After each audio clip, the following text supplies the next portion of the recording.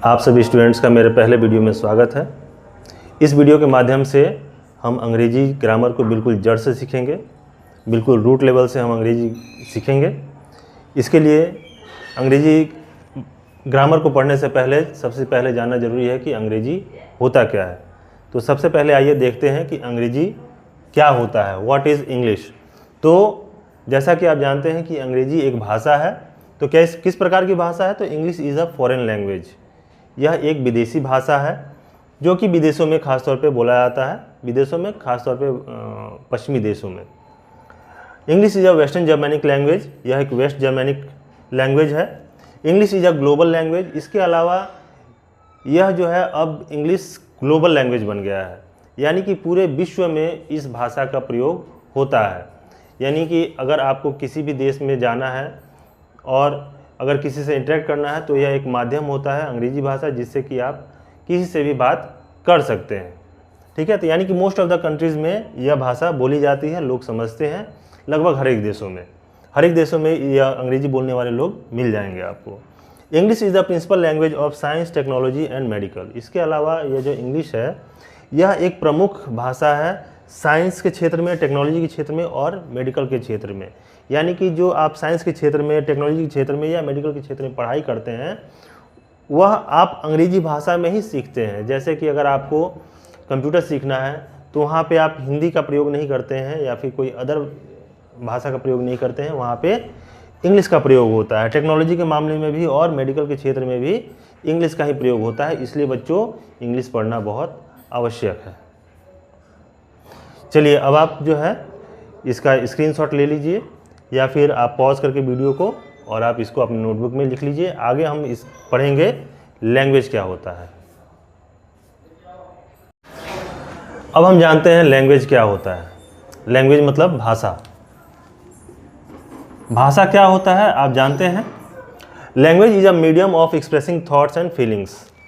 भाषा अपने विचार और भावनाओं को अभिव्यक्त करने का माध्यम है। यानी कि यह एक ऐसा माध्यम है जिसके द्वारा हम अपनी विचारों को और भावनाओं को अभिव्यक्त करते हैं, दूसरों को बतलाते हैं।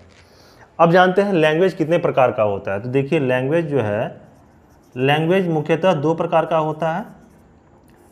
एक होता है ओरल लैंग्वेज यानी कि वर्बल लैंग्वेज, और एक होता है नॉन वर्बल लैंग्वेज। ठीक, एक होता है वर्बल लैंग्वेज, एक होता है नॉन वर्बल लैंग्वेज। एक तीसरा लैंग्वेज भी होता है जिसको कि हम साइन लैंग्वेज के नाम से जानते हैं। अब देखिए दोनों तीनों में अंतर क्या है। तो वर्बल लैंग्वेज होता है मौखिक, इसको हिंदी में बोला जाता है मौखिक भाषा। नॉन वर्बल लैंग्वेज जो है लिखित भाषा को बोला जाता है। ठीक, ये दोनों आप समझते हैं। मौखिक भाषा यानी कि वह भाषा जिसको कि आप बोलने में इस्तेमाल करते हैं, लिखित भाषा जो कि लिखित रूप में होता है। साइन लैंग्वेज क्या होता है? साइन लैंग्वेज का हिंदी होता है सांकेतिक भाषा। सांकेतिक भाषा क्या होता है? यानी इस भाषा के तहत आप संकेत के माध्यम से एक दूसरे से बात करते हैं, कम्युनिकेट करते हैं। ठीक है, तो आप इसका स्क्रीनशॉट लेना चाहें तो स्क्रीनशॉट ले सकते हैं या फिर इसको पॉज करके आप इसको नोटबुक में लिख लीजिए। आगे हम पढ़ेंगे ग्रामर के बारे में, अंग्रेजी ग्रामर क्या होता है, इंग्लिश ग्रामर क्या होता है। चलिए अब हम जानते हैं ग्रामर क्या होता है। देखिए ग्रामर क्या है, तो ग्रामर की उत्पत्ति कैसे हुई। Grammar comes from French word grammaire. इसकी जो उत्पत्ति हुई है फ्रेंच वर्ड से हुई है जिसका नाम है ग्रामेर। ठीक है, यहाँ से इसकी उत्पत्ति हुई है। ग्रामर है क्या? तो grammar is a set of rules that governs a language. यह नियमों का एक संग्रह है जिसके द्वारा हम किसी भाषा को सीखते हैं। यानी कि वह एक नियमों का संग्रह है जो किसी भाषा को नियंत्रित करता है। तो यह ग्रामर की परिभाषा है। यानी ग्रामर एक नियमों का संग्रह होता है जिसके माध्यम से हम किसी लैंग्वेज को अच्छे से सीखते हैं, उसके बारे में जानते हैं, पढ़ना जानते हैं, लिखना जानते हैं और बोलना सीखते हैं। अब सवाल आता है कि इंग्लिश ग्रामर क्या है। तो देखिए इंग्लिश ग्रामर की डेफिनेशन क्या है। English grammar is an art by which we can write and speak English grammar is an art by which we can read, write and speak English correctly. English grammar एक कला है जिसके द्वारा हम English को बढ़िया से हम रीड कर सकते हैं, पढ़ सकते हैं, लिख सकते हैं और सही सही बोलना सीख सकते हैं। अब आप वीडियो पॉज करके इसका एक स्क्रीनशॉट ले लीजिए या फिर पॉज करके आप इसको कॉपी में राइट डाउन कर लीजिए। चलिए आगे हम जानते हैं पार्ट्स ऑफ इंग्लिश ग्रामर।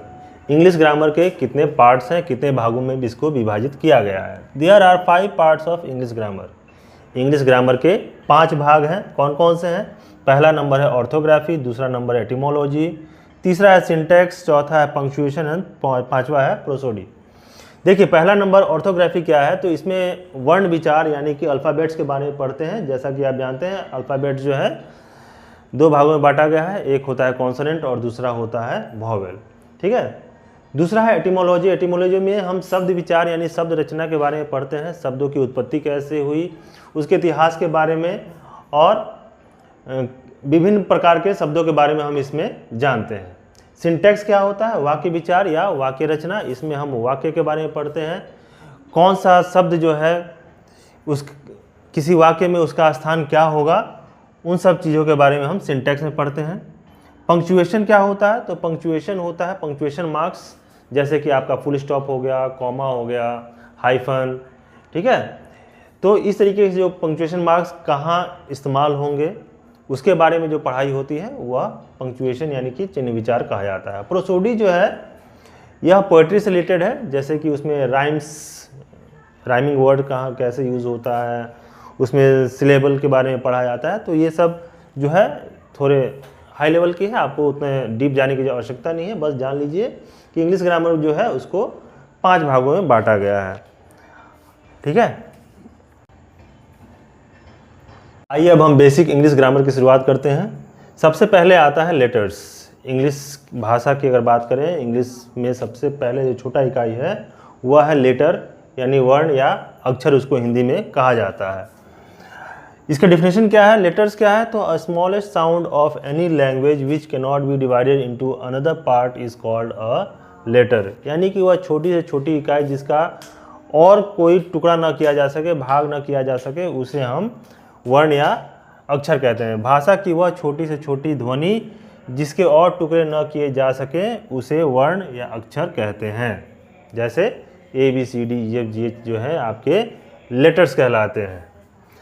अब लेटर्स से बनता है अल्फ़ाबेट, वर्णमाला। वर्णमाला क्या होता है? वह पूरा सेट होता है, अक्षरों का पूरा सेट होता है।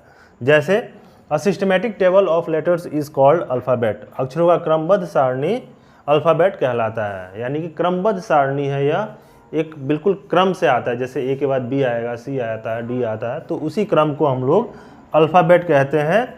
जैसे एग्जाम्पल क्या है? A से लेके Z तक, क से लेके ज्ञ तक, ये सब वर्णमाला या फिर इंग्लिश में अल्फ़ाबेट कहलाता है। लिख लीजिए। ओके, अब हम जानते हैं वर्ड के बारे में। शब्द क्या होता है? वर्ड यानी शब्द, a group of letters which gives us a complete meaning is called a word. यानी कि वर्णों का या अक्षरों का ऐसा समूह जो हमें पूरा पूरा अर्थ बताए उसे शब्द कहते हैं। या फिर इसका एक और डिफिनेशन हो सकता है, a group of letters which has a definite meaning is called a word. अक्षरों या वर्णों का ऐसा समूह जिसका एक निश्चित अर्थ या मतलब हो उसे वर्ड कहते हैं। यानी होता क्या है कि अलग अलग लेटर्स को मिला के हम एक वर्ड बनाते हैं और जब तक उसका मतलब ना निकले तब तक वो वर्ड कहलाएगा नहीं। जैसे कि अगर मान लीजिए कि हमने ODG लिखा तो इसका कोई वर्ड, इसका कोई मीनिंग नहीं है, तो यह एक वर्ड नहीं कहलाएगा। लेकिन यही अगर हम इसको क्रम से अगर DOG डॉग लिखते हैं तो इसका एक मीनिंग होता है, अतः यह एक वर्ड कहलाएगा। तो क्रम कैसा होना चाहिए? ऐसा क्रम होना चाहिए जिसको कि मिलाकर कोई ना कोई एक मीनिंग निकलना चाहिए, तभी वह एक वर्ड कहलाएगा। ऐसे ही अगर हम किसी भी वर्ड, किसी भी लेटर्स का समूह बना देंगे तो वो वर्ड नहीं कहलाएगा। क्राइटेरिया क्या है कि उसका कोई ना कोई मीनिंग होना चाहिए। जैसे कि कैट हो गया, डॉग हो गया, ठीक है, लिव हो गया, प्ले हो गया, डांस हो गया, ये सब सारे वर्ड्स कहलाएंगे। ठीक, कर दीजिए इसको। चलिए अब हम जानते हैं सेंटेंस क्या होता है। सेंटेंस को हिंदी में वाक्य बोला जाता है। इसका डेफिनेशन है, a group of words which makes a complete sense is called a sentence. यानी कि शब्दों के सार्थक मेल को वाक्य कहते हैं। एग्जाम्पल के तौर पे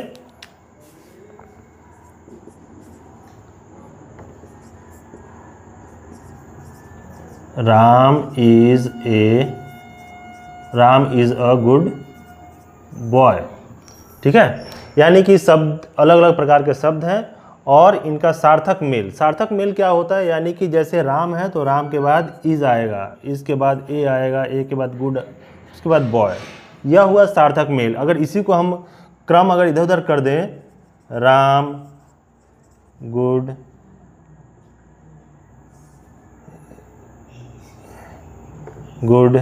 ए बॉय इज, तो यह एक सार्थक मेल नहीं हुआ।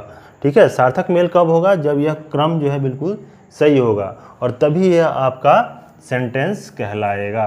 ठीक है, यानी है क्या, a group of words which makes a complete sense, यानी कि वह पूरा कंप्लीट सेंस बनना चाहिए। Ram good a boy is, यह कंप्लीट सेंस नहीं बनाता है, इसीलिए यह वाक्य की कैटेगरी में नहीं आएगा। ठीक है, तो शब्दों के समूह होने के साथ साथ दूसरा क्राइटेरिया क्या है कि कंप्लीट सेंस होना चाहिए, सार्थक मेल होना चाहिए। ठीक है, तो आज के लिए बस इतना ही। मिलते हैं हम अगले वीडियो में। अगले वीडियो में हम आपको पढ़ाएंगे पार्ट्स ऑफ स्पीच। ठीक है, तो आप इसको जो है स्क्रीनशॉट ले लीजिए और यदि लिखना चाहें तो पॉज करके लिख लीजिए। मिलते हैं अगले वीडियो में।